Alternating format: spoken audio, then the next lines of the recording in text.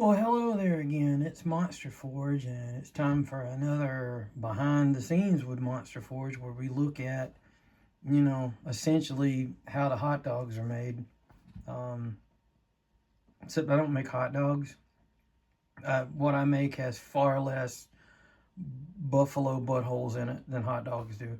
But anyway, just taking a look at some of the steps and the progress whenever things are made and painted. Um, the last video I showed and kind of explained what Stupid Force was, where, it's just an amalgamation of a bunch of broken or cheap toys that I throw together and try to turn them into something more than just broken toys. And I always like to have a little bit of a laugh with it. But Stupid Force isn't the only thing I do. I also do just like gaming miniatures and stuff like that. But most of the time, rather than just taking pieces from, like Games Workshop or any of the other companies that make miniatures, I try to make gaming miniatures out of other things, like taking action figures and actually making them into things that would fit in on a gaming board. And that's what this guy is right here. This is a mech that I've made out of a bunch of different toys. And, just giving you kind of a look around here.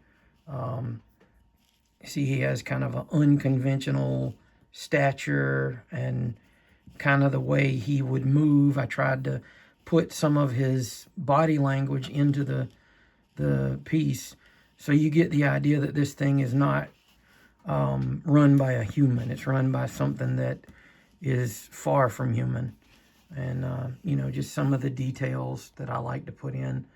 The wear and tear, making sure the finishes are right, making sure, nothing's really floppy on him so that he will fit with a gaming environment.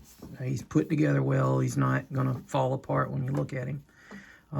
And throwing things together is fun and all, but if they don't stay together when they're being used a lot, it's kind of hard for me to justify selling it to people if it's not something that's going to last pretty well. But, I spend a lot of time drilling out things, putting basically bones inside of this thing. They're not really bones, but I like to put, like some metal pieces, some plastic pieces that give it a rigidity to it. And that's just one of the steps in making something from next to nothing. And then, besides just the stability and the language of the piece you make, the paint becomes a huge part of the finished product. So a figure that winds up like this, first of all, it's a collection of parts of toys and things like that. And so when you first see it, it has all the colors of the toy that it originally was. Let me get that right. That's good. So like this, I do believe the parts of the arms were actually legs from a Star Wars walker, and they were gray and no detail. It was just like flat gray. And so when I put it together, and I think that this part right here, Lord, I don't know if I'd be able to remember what this came from at this point, but it was a totally different color too. But I had to make it a cohesive piece by putting the color together the way I wanted it to. I wanted it to look like it was kind of a patched together thing. And so you have a bunch of different colors. Of course, you have metal showing through, which is just paint again. But then comes the adding the finishes. And, you want some things to be shiny, like the eye on this guy. focus that for you there. The eye on this guy needs to be shiny. The little light there, I wanted it to be shiny, so it has a different finish. The rest of it has kind of a matte finish, where the only thing that's really shining is the metallic paint coming through. So those are things to take in consideration whenever you're making anything. If you want it to be something that people enjoy, you've got to put some time in it. Now, the first step of painting, which I don't have right now, I don't think I have anything. No, I don't have anything right now that's just the color of the plastic when I put it together before I started painting it. But I have the closest stage to that. And you'll have to forgive me on some of these pieces because I travel. And whenever I travel, I work, you know, whenever I get a chance to. So I carry a lot of my stuff with me. And for the most part, I try to keep it from getting scuffed up. But sometimes things happen and a piece will, you know, like 2 of the pieces will come out of the thing I've got them wrapped in and touch against each other and kind of scrape plastic off. Until I have it, you know, finished, like the paint is set on this guy. He's got varnish on him. He's got matte and gloss varnish on him. He's not as easy to knock the paint off of. But whenever you've got something that just has flat black acrylic paint on it, it's easy to knock paint off of. And if you look at him up close, this is just a first coat on him. And you'll see places where the color of the plastic comes through, like on the hand here. The hand had black fingers and red little, like back of the hand armor. And so the black hasn't fully covered it yet. A second coat, and it'll be completely covered. You won't see the red under it. And if you can, that's time for a third coat. But you have to thin your paints whenever you paint and you want detail work. You've got to thin your paint because just applying it like straight out of the package, it's too gunky. It'll gunk up everything. And you see there's pieces in here that the first pass of the black paint that I used to kind of prime it and base coat it didn't get all the way into there. Those pieces you see that are blue on the inside there, probably help if you could focus on it. The stuff in there, you can see some blue, and that is just the inside of the wire casing in a couple of places. A couple of those were blue plastic pieces too, but that is just like the bare first coat. That's the only thing that I had that was that early along in the process. So I generally tend to, unless it's something that is really going to wind up being a light color or a pastel or like a neon type color, I try to start off with white base for those. Everything else, things that I want to look realistic, I start off with black.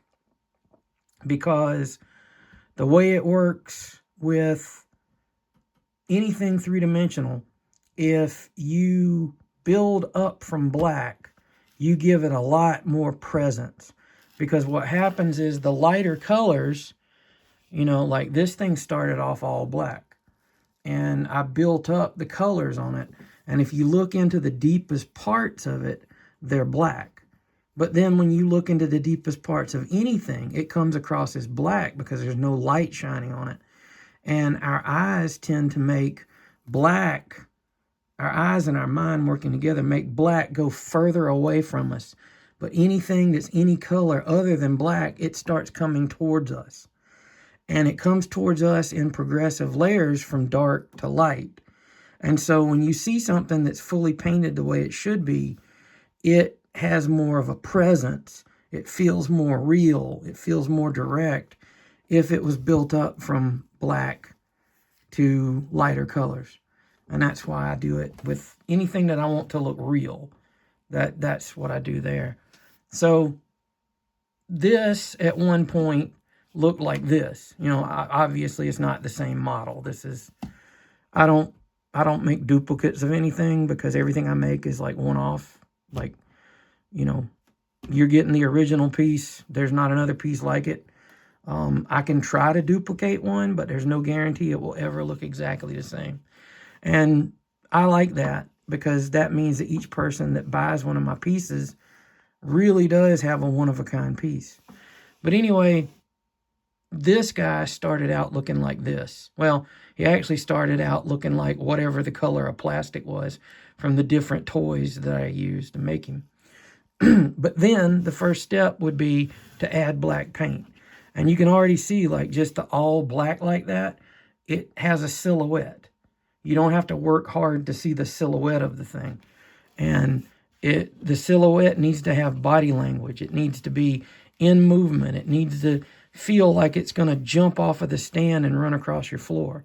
And the way to do that is, first of all, starting with that black and then bringing other colors out of it. And a lot of times when I start painting, I have no idea what color the thing is going to wind up. That's just the way my mind works. I've mentioned it before. I have ADHD and I am autistic. Not the good kind of autistic where you can do math calculations and without even thinking about it. I'm the, lines my stuff up real well on a shelf kind of autistic.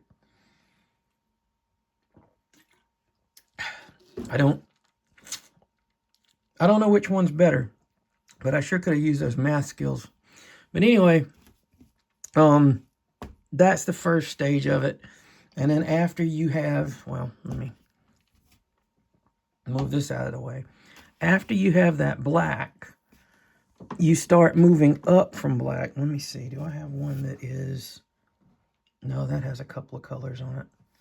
Okay, this has a couple of colors, but each one of them concentrated in a particular area, is this guy. So from black to bringing some color out of the black. And what I'll do is whatever color I want this thing to be, I will start with darker shades of that color. He eventually, his skin, calm down, buddy. His skin, the most part of his normal skin, is going to be a brighter blue. And I'm working towards that. And, sorry, having a bit of a time with my dry throat, trying to hydrate myself for some reason. These little talks we have are pretty informal. Anyway, as you can see, the parts of this that are dark or black, they tend to go in and the lighter colors come out at you. And I do it in stages. This one right here has been painted blue several times. First of all, it was a dark blue, and then I went to what I tend to do is just add a little bit of a lighter blue to it.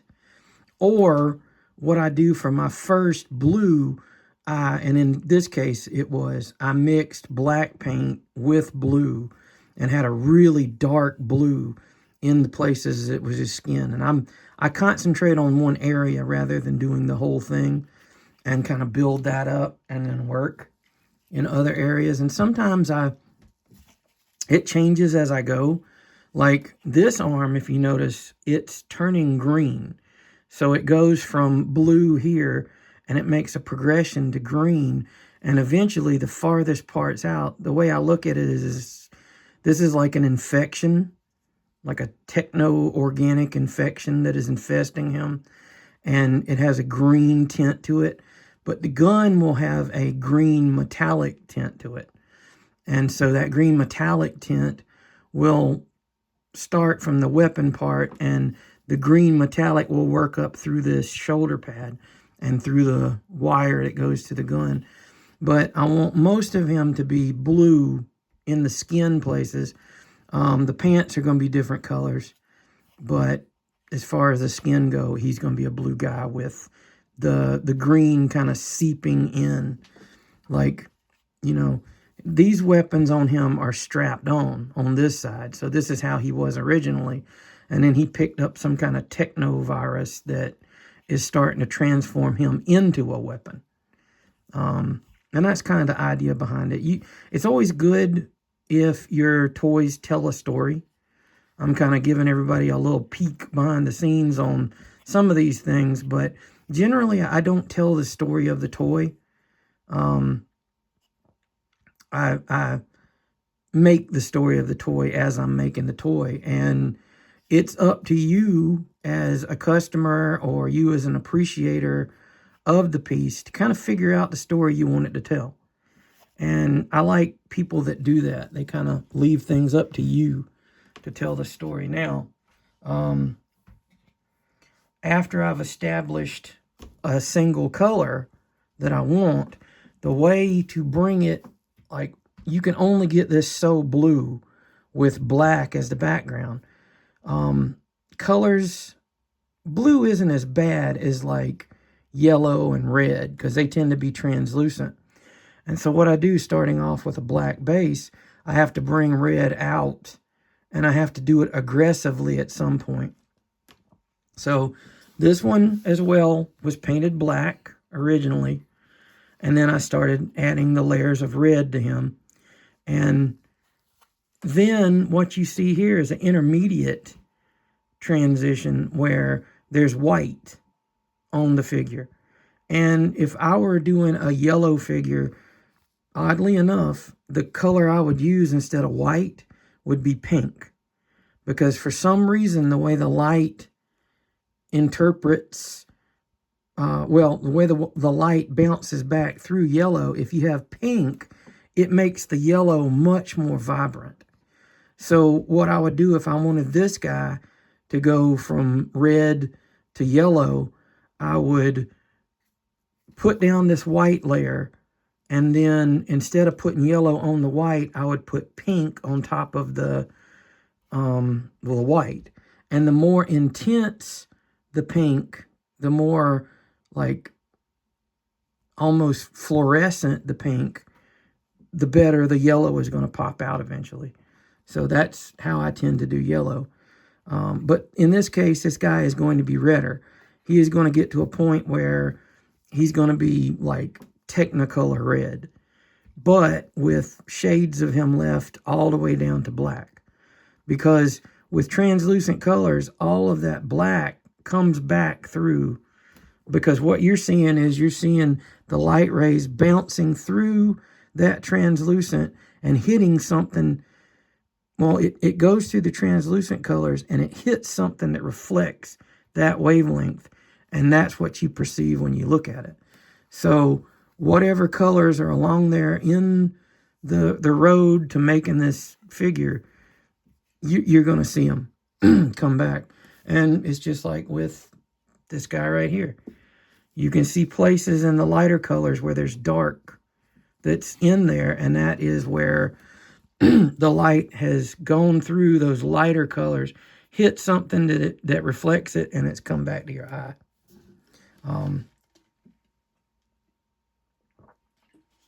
Really struggling with my throat right now.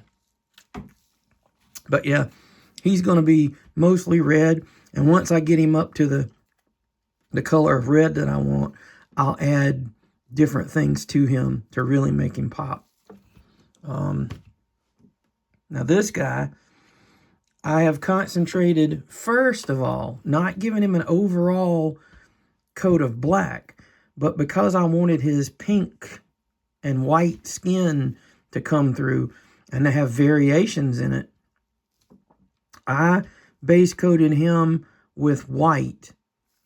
Nope, I base coated him with black, and then I put white on top of the black, and then I started with the pinks and stuff, doing washes on it. And you can see there's some of the unpainted material that's still present there. First thing I wanted to establish with this guy is the pink of the skin on it. Then I'll go back in and base coat everything in black and go from there for that stuff. But the first thing I wanted to establish, because sometimes putting down a part that's important to you in telling the story of the character means that you do it first and establish it, and then you can work from there. So any of the straps and stuff you see on him, after I'm finished getting his skin just right, I'll go back in and coat them with black. And you have to be really careful when you do that. Same thing for this guy right here. Once I build up his blue, all those straps and everything, I go back in and paint black and start the build-up process from there. And this guy's not even, like, I had him put together a certain way, and I changed my mind about it. Like, initially, he had these little bars here connected these guns to this platform, but I really didn't like it, and they were kind of flimsy. So what I'm going to do is I'm going to mount them on the sides of these barrels here. I don't know if I had any of that in focus. I'm going to mount them right there so they're sturdier, and do the same thing on both sides. But that's, you know, sometimes you make changes while you go along. You don't like the way something's looking, don't get precious with the things you're working on. Never make it like when you start working on something in concrete, that's exactly what it has to be. Don't get precious with the stuff you're working on. If you've got to rip a whole thing apart and start over, it needed it. Your eye saw something in it that didn't work, and you need to fix it. And so that's what I did here. I had these things up here, and every time I would pack him up to go, they would be bent over to the side like this. So he needs a harder mounting point, and also it gives me an opportunity to position the guns just the way I want them. So another lesson there, don't get too precious for the things you're working on. Another guy is kind of at that same stage is this dude. Let me pull this up a little bit. And he is, well, just to give you a little idea about the parts of this guy, he is mostly a Hulk figure. You can see his torn up pants. He's mostly a Hulk figure. He has parts from different things that make him up. You can probably spot some things, you know, you might not. It'd be kind of challenging to figure out what his shoulder pads are. Hint, hint. They were part of headphones. It was part of a headphone casing. So, but yeah, he's early on in the process too. He was all black. I gave him sometimes to establish like details on things. What really helps is to give it a zenithal highlight. And this is something I didn't come up with on my own.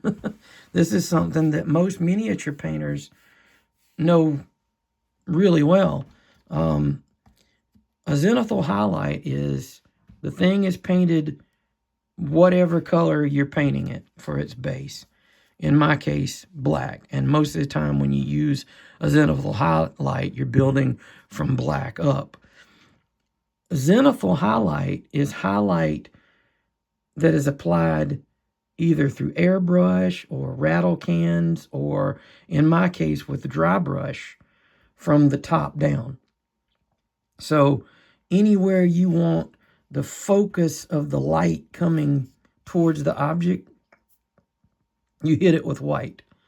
And you can see some of the places here where well, I'm pointing at something you can't even see on screen. The places here where the white is the highest thing up in these dry brushed areas, that's the zenithal highlight. So I'm applying it from the top down. And you can use it. It doesn't have to be a zenithal highlight. It can just be a directional highlight. And you can apply it from whatever direction you want to be the lightest. It just, usually it tends to, with miniatures and figures and stuff like that, you tend to focus on the light being above them to highlight them in the most dynamic way. But you certainly can do a highlight from below and really pump up the creep factor doing it that way. Because if you've ever seen a horror movie, right at the pivotal moment you see the monster, a lot of times it's lit from below up. And it just really, it makes the top part of the thing mysterious. And you pick up the bottoms, and you pick up things like the pointed upper teeth and stuff like that. So, and he's going to be, his skin is going to be red with blue and some pinks mixed into it. And his armor is going to be metallic with some paint, and then I'll do the paint chipping on it to give it detail and all. Paint chipping is a big part of making things look real. And you can see whenever you've got something like a worn battle mech thing, you want to have areas where it looked like it was painted and then paint got knocked off of it. And so you see metal, you see like undercoat of the paint, you see rust in places. And that all comes from the paint being damaged. And that's something that you can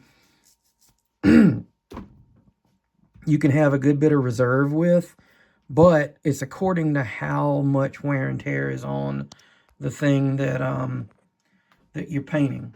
Like this guy, most of his paint has been chipped off of him. He's got certain areas that aren't like wear and tear areas where he's still got paint.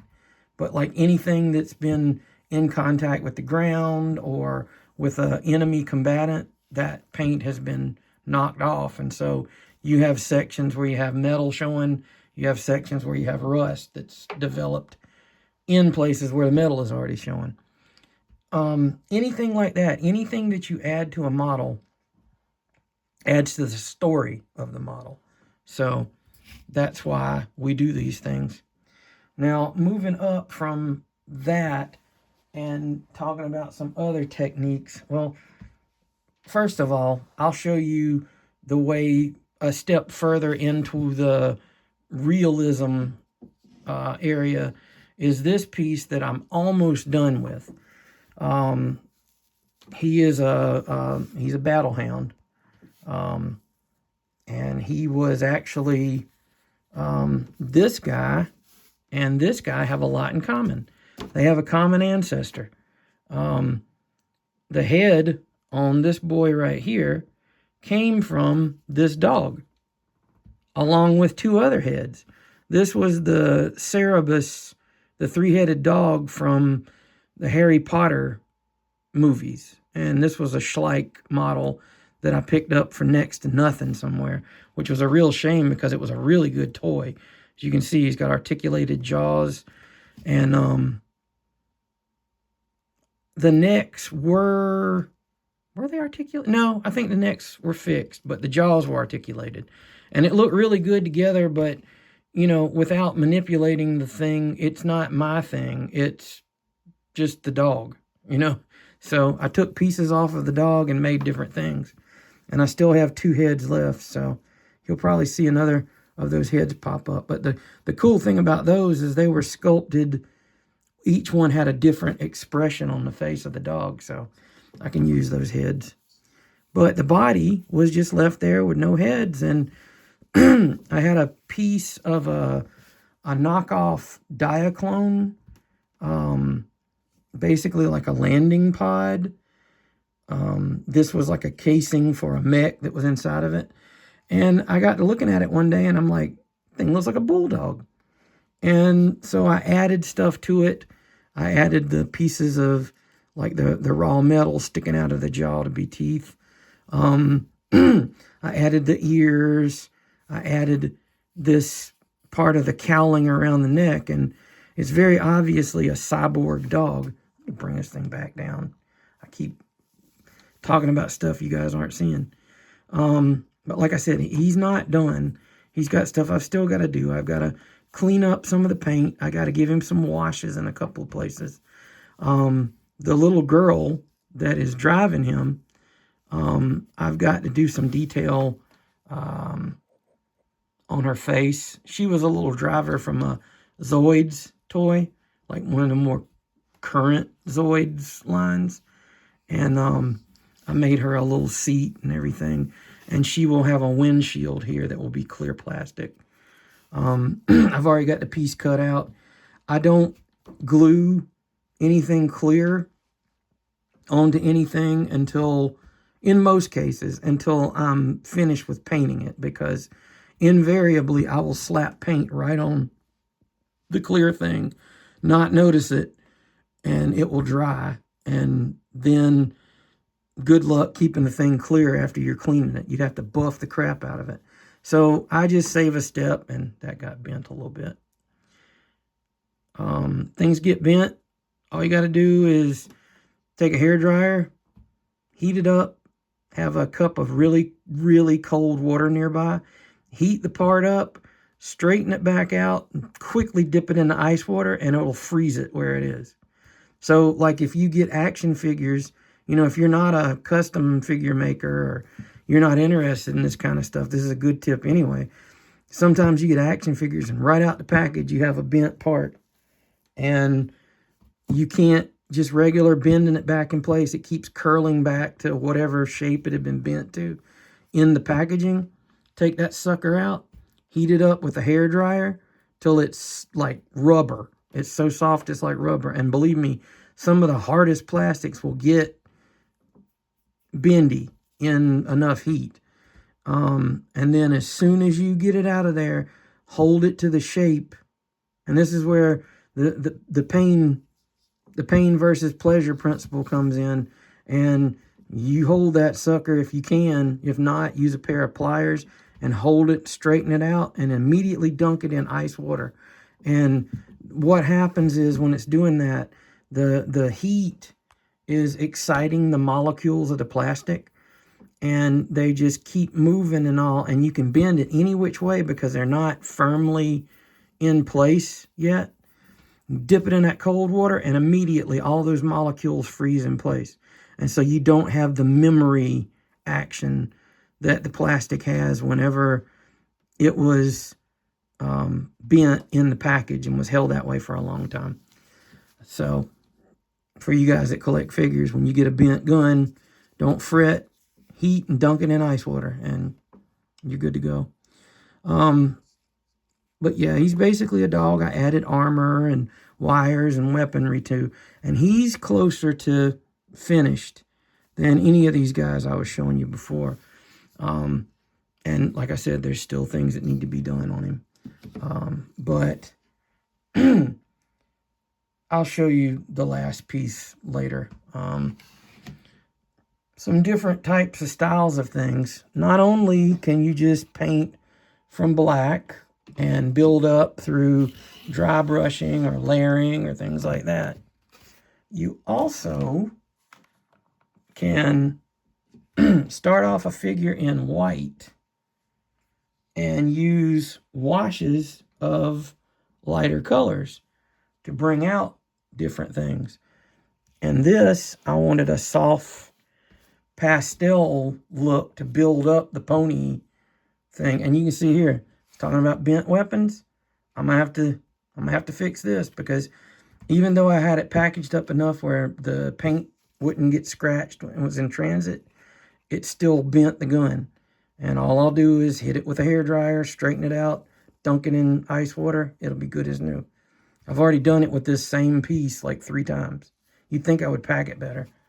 But anyway, that one I started it off with all white, and then I took and thinned down a bunch of pastel and fluorescent paint and just let it run and drip. And you can see the base of it.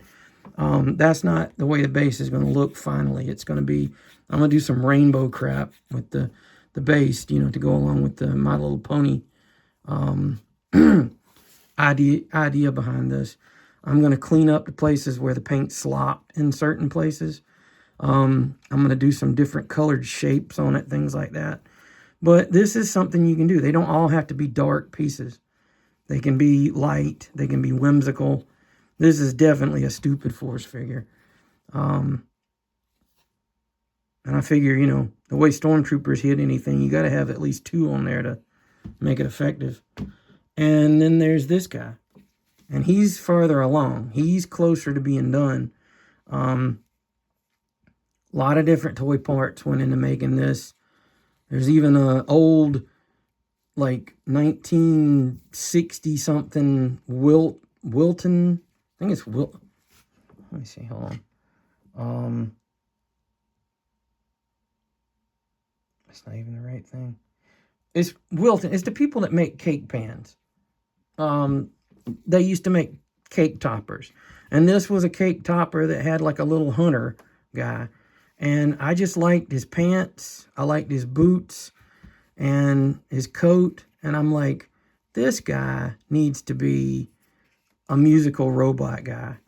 And so he's got his boom boxes. He's got his headphones. He's got his antennas. He's got a microphone. He's wired for sound. And I just felt like he needed to be kind of drippy. He needed to be kind of fluorescent. And, you know, the metallics bring out certain things that I want to bring out too. But he's another one that started off white, and that's where he is now. And like I said, he's still got some work to do. All of these have some work to do. Other things that I started out white were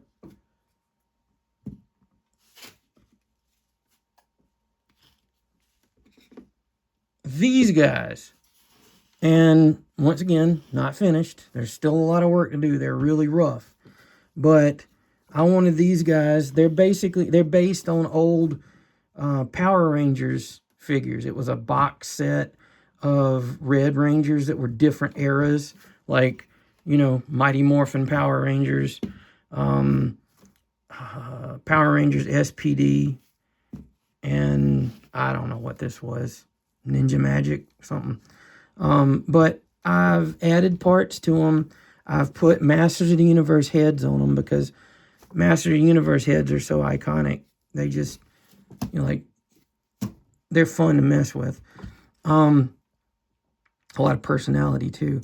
But I'm doing different things with the paints. Like with this one, he has more of that drippy drop with the green and the blue in there. And so I wanted to just have an effect. I wanted him to be kind of flashy and special. And he's not done. Like you can see in certain places, using a color like pink, you have to go from white to pink. And there's some white showing through if you look really close. Yeah, that's his eyes. And, you know, things like this. You can never go wrong if you're punching people with your eyes. Yep, those are little fists. And after I get them the color I want, like fully built up to the color I want to do certain things with that color and not just keep it as like just pink and green. You know, I've been kind of thinking about doing stripes whenever I get it done, like tiger stripes on him in a completely different color. And, you know, I said I don't like painting clear plastic, but I've got some things planned with, this is actually like a neon or a fluorescent green. And I just noticed a place where I slopped some pink paint onto the green right there. So we make mistakes. We just clean up. You never can make a mistake that you can't recover from. Don't let anybody let you believe that. I mess up stuff all the time, and I have to course correct. And, you know, like case in point, this Power Rangers figure, I bought all of these like, it was like at a flea market. And there's little places that I didn't even notice it until I got a good bit into it. But some kid had chewed part of the foot of the Power Ranger off. And so I had to build up this boot.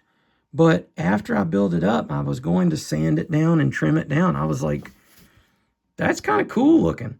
Like it looks like he's got, you know, like weird little chunky parts as part of his shoe. And it kind of matches some of the other armor pieces that are kind of chunky. So I'm like, no, I'm just leaving it. And, you know, you can make an accident and learn from it. But that's some of the things that I have been working on. And the thing that I have that's the closest to being done, and it's the piece that I'm most proud of right now. Oh, well, one more before that. I have another Wilton cake topper that was a hunter, and now he's a Skeletor.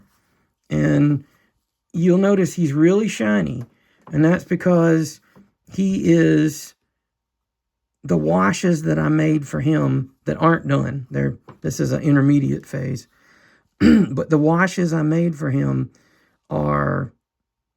they're based in acrylic ink, which has a bit of a shine to it.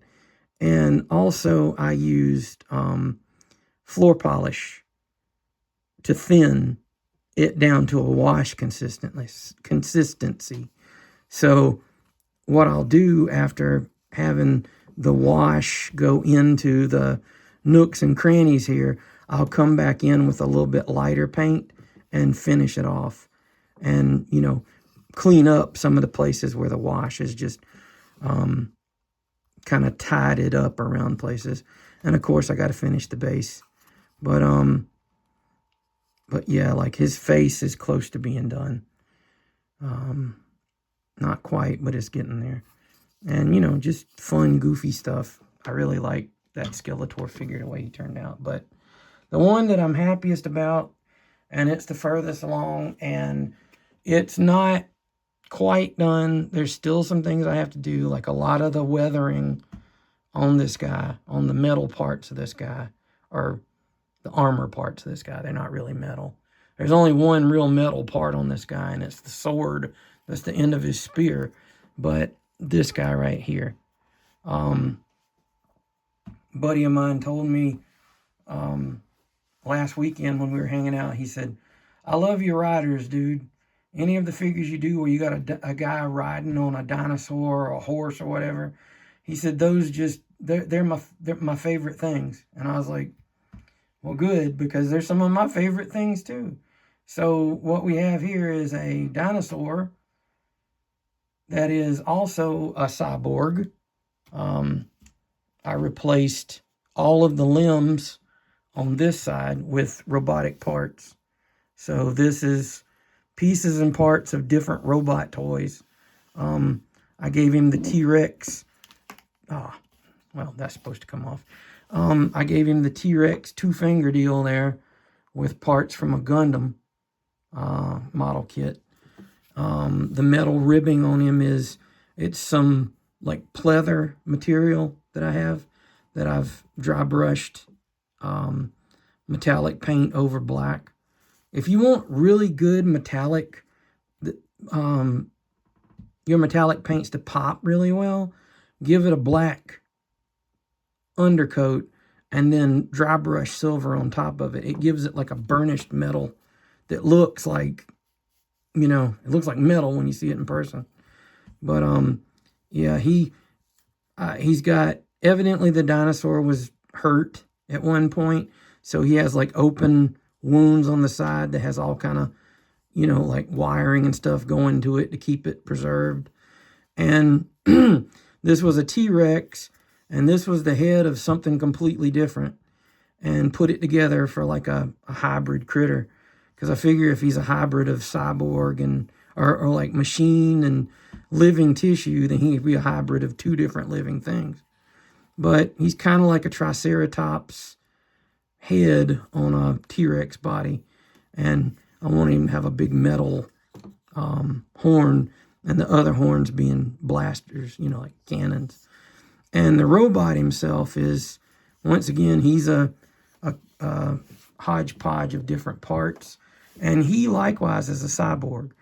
And the only part of him that's flesh is the brain up top. And this isn't the final dome. I know that dome looks fine, but when you look at it at different angles, it's not long enough. The original piece that I had as the dome for his noggin, I lost it, and I have not been able to find it. And so I'm looking for another piece of clear plastic that actually fits the head better.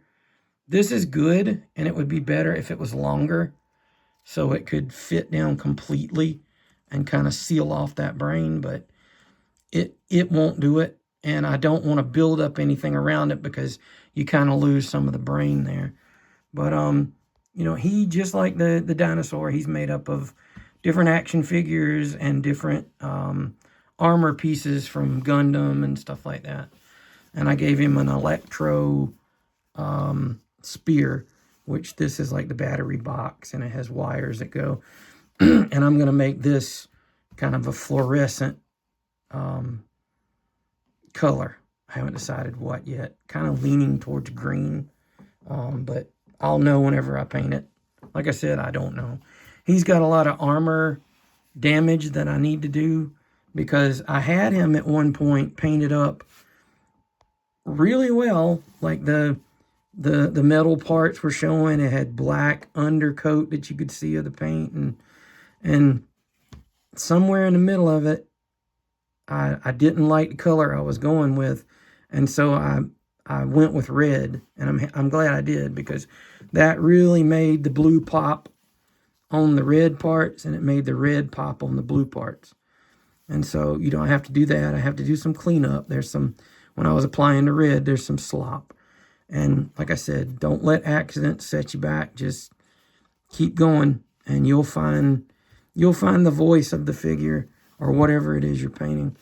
But that's just stuff that I've been working on. Figured I'd give you guys a little bit more of a behind the scenes, and you know, at some point this will be finished up to this level. So what you're seeing is completely in progress stuff. And I don't know if you guys like it or not.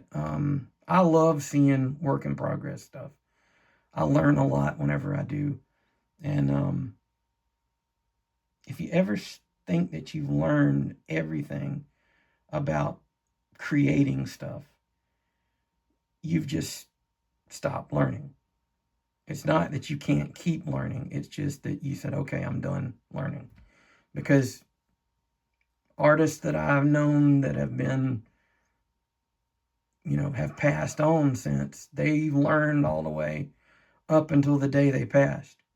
So learning is something that never stops unless you stop it. So anyway, it's just been a little look. Looking at it now, it's a 47-minute look at stuff I've been working on. So if you enjoy it, leave a like. If you didn't, leave a thumbs down. Leave me a nasty comment. I can handle them. But I like the nice ones. Anyway, I'll see you guys in the next one. Be good to each other. And remember, I love you all. Until next time, Monsterforge out.